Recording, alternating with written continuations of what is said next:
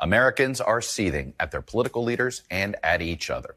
That's according to a brand new NBC News poll we are releasing right now. They're dissatisfied with what seems to be inevitable, a 2024 rematch between Joe Biden and Donald Trump.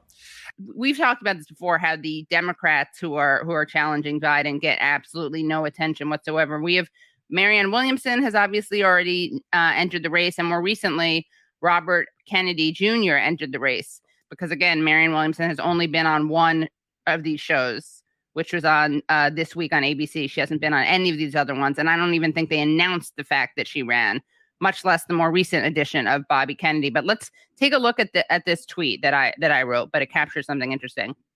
Reuters writes an article. This is from last week. Reuters writes an article called Fact Box 2024 U.S. presidential election. Who is in, who is out, and who is still thinking about it? It names 13 people, omits Marianne Williamson, who announced on March 4th, and puts Robert F. Kennedy Jr.'s name in smaller and non-bold font. And here, you see, Marianne and everyone watching, you see how those names, Bobby Kennedy is a smaller font, and it's not bold. It's like they have different ways. They can either just omit you entirely, or maybe they will just make your name look less large and less substantive and have less gravitas.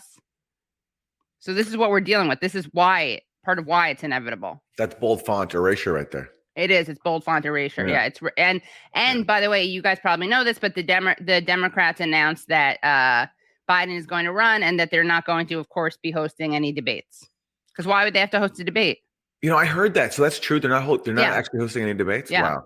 Now they did add Marianne. They did put her in later on.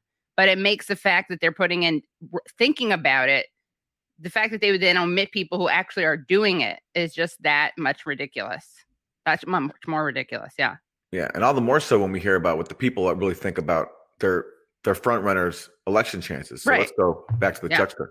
As Biden prepares to formally announce his campaign for a second term early this week, just 1 in 4 Americans believe he should run for re-election. 70% say he shouldn't run.